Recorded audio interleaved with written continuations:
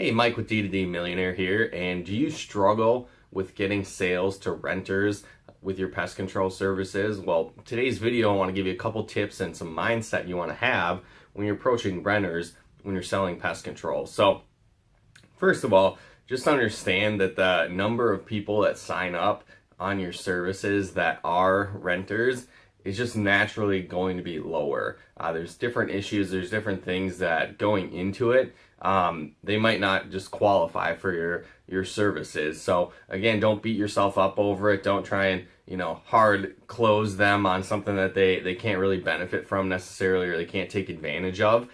So again, going into it, just understand when to walk away, and having that mindset that the ratio of people signing up that you're showing is going to be lower. So sometimes, again, it's just better to move on to an owner of a home to get them started on your products and services, because the sign-up ratio is going to be much higher. But again, here are some different tips you can use to get renters started on your products. So the first thing you want to do is kind of explain the relationship of being a renter versus an owner when it comes to pest control. So for example, if that renter is experiencing different pests, bugs, common occurrences, common sightings of insects and different things like that, but it's not really an all-out infestation in the home, it's probably going to most likely fall under that renter's responsibility to take care of that. Where most owners, unless there's a hardcore infestation going on and there's a lot of damage, there's a lot of stuff going on, they're probably not going to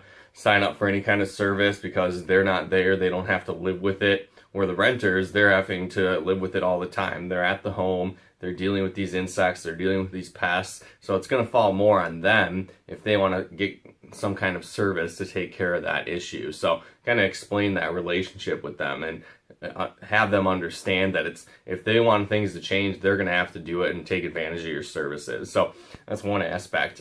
Again, depending on what kind of services you have, maybe it lasts a year, 6 months, you have longer term services. So if you're leading with that kind of product, the first thing you want to do is make the assumption that those renters are going to be living there for several years. So let's say you sell a year-long term contract. So for example, you might be talking to that prospect that's a renter and say, hey, I'm sure you guys are going to be here for the next 2 to 3 years. We can set up a program to, at least for the next year, to get you covered, make sure that doesn't happen. So again, whatever, you're planting that seed of, hey, they're going to be here for a while.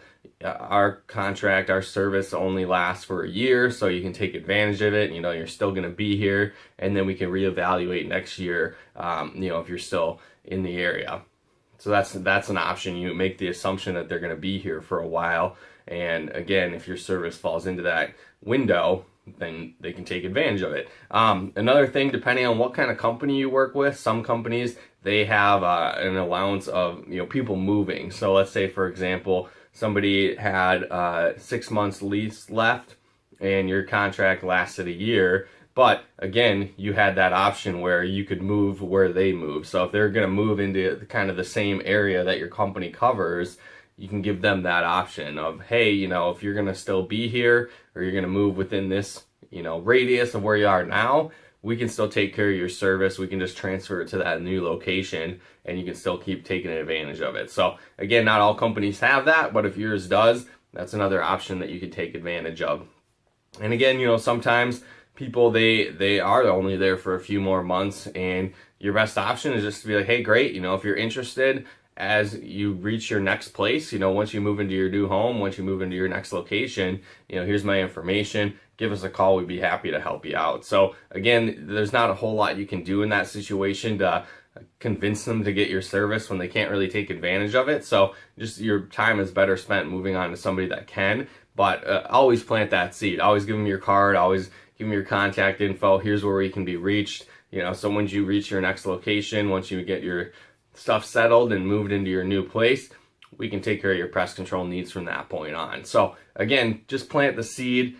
Understand when people can't really use your service, or they can't fall into the contract that you're looking for right now. It's best just to move on to somebody that can. But again, take advantage of a couple of those different tips so they can understand why they would want to take advantage of your service. And if they can, help them out and do that. So Again, hopefully you guys got value out of this video. If you did, feel free to comment and share. And again, if you are in pest control marketing, be sure to head on over to d2dmillionaire.com.